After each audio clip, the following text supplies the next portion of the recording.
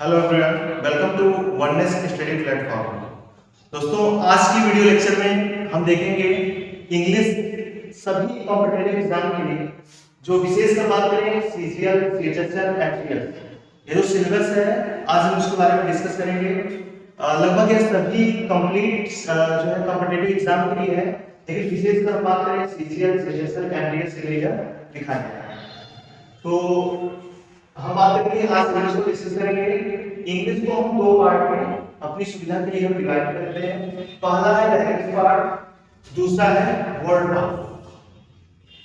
उसके बाद लैंग्वेज और वर्ड पावर के बाद हम देखेंगे टेंस को दो पार्ट में डिवाइड करेंगे। एक है नरेशन, दूसरा है वॉइस, उसको भी हम डिस्कस करेंगे।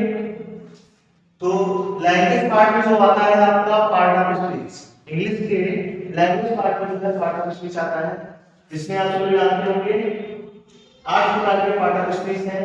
Noun, pronoun, adjective, verb, adverb, conjunction, preposition, interjection और आर्टिकल। आर्टिकल को अगर याद रखेंगे तो पार्ट ऑफ स्पीच आपका हो जाएगा, यह लैंग्वेज पार्ट में आता है। यहां बात करें वर्ड पावर, जो कि मोस्ट इंपॉर्टेंट है। ये जो एग्जाम में अगर सीजीएल की बात करें, सीएचएसएल की बात करें, तो लैंग्वेज पार्ट से 5 मार्क्स के आपके पूछे जाते हैं एग्जाम में, चाहे वो जो है नाउन से रिलेटेड हो, प्रोनाउन से रिलेटेड हो।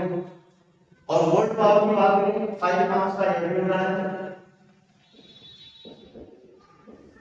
इसमें इसके अंदर क्या आता है, synonyms, antonyms, one word substitution, phrasal verb, idioms and phrase, choose to correct spelling word.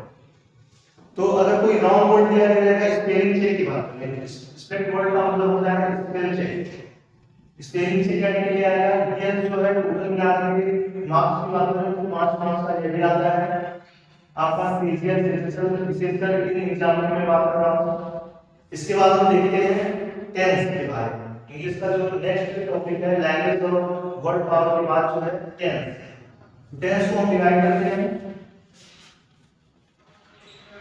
Tense को हम डिवाइड कर सकते हैं दो पार्ट में, एक है नरेशन, दूसरा है वॉइस।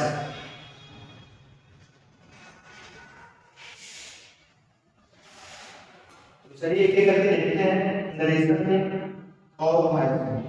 तो टेंस हमने यहां लिखा, लैंग्वेज हो गया, वर्ड पावर हो गया, ठीक है, वर्ड पावर हमने समझा। अब हम समझते हैं टेंस के बारे में। टेंस को हम दो तरीके से डिवाइड कर सकते हैं। पहला है नरेशन, नरेशन पार्ट, दूसरा है वॉइस पार्ट। ठीक, यह 5 परिवर्तन होता है और यह होता है नरेशन। नरेशन जो है नरेट वर्ड से मिलकर बना है। नरेट का मतलब होता है टू से, टू से समथिंग।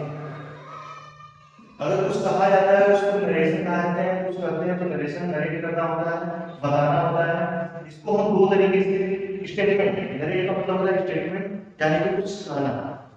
तो नरेशन को हम दो पार्ट में डिवाइड कर सकते हैं। पहला है डायरेक्ट नरेशन,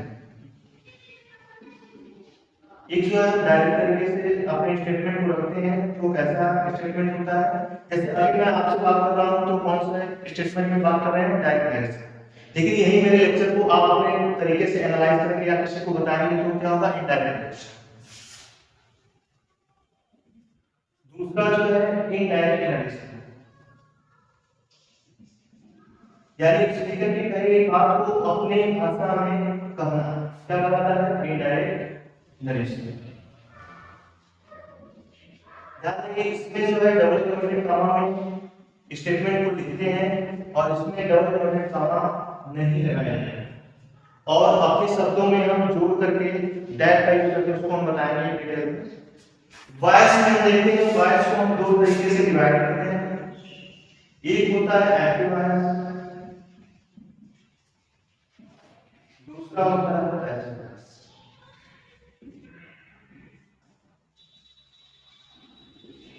इसके बारे में हम समझेंगे, चर्चा करेंगे। ये चीजें अगर आपको समझ में आई हैं तो इनडायरेक्ट नरेशन को भी हम पार्ट्स में डिवाइड करते हैं, उसके बारे में हम समझेंगे, राइट।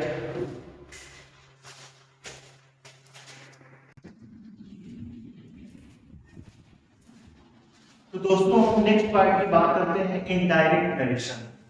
तो यहाँ पे देखेंगे इनडायरेक्ट नरेशन, जो कि हमने बताया कि स्टेटमेंट नरेशन का पार्ट है डायरेक्ट नरेशन और इनडायरेक्ट नरेशन। इसमें हम पैरासिम्बल्स को देखें। पैरासिम्बल्स वो होता है जिसमें हम उस सेंटेंस को हम ऐड करते हैं अपने तरीके से, हम उसको जंबल करते हैं, राइट।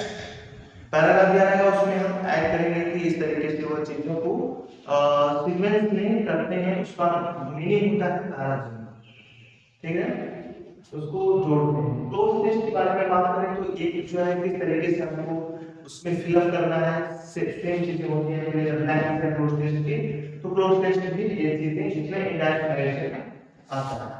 कॉम्प्रिहेंशन की बात करें तो कॉम्प्रिहेंशन के अकॉर्डिंग जो है आपको क्वेश्चंस पूछे जाते हैं, उस कॉम्प्रिहेंशन में जो इसेंस होता है उस चीज को बताया जाता है, जो उसके रिलेटेड जो क्वेश्चंस पूछे जाते हैं वो चीजें इसमें होती हैं कॉम्प्रिहेंशन। बात करें सेंटेंस इंप्रूवमेंट किया, ज्यादातर एग्जाम्स में संस्कृत के एग्जाम में सेंटेंस इंप्रूवमेंट दिया जाता है, यानी कि सेंटेंस में कुछ मिस्टेक्स होते हैं, नाउन से रिलेटेड, प्रीपोजिशन से रिलेटेड, एडजेक्टिव से रिलेटेड, उस चीज को हम करेक्ट करने का प्रयास करते हैं, गलती का रहता है इसको इंप्रूवमेंट करते हैं, तो सेंटेंस इंप्रूवमेंट होता है। बात करें अगर इसकी यह जो है 15 मार्क्स का इनडायरेक्ट नरेशन पूछा जाता है, विभिन्न परीक्षाओं की बात करें सीजीएल जैसे एमबीएस सब चीजों में पूछा जाता है इनडायरेक्ट नरेशन के एक पार्ट है।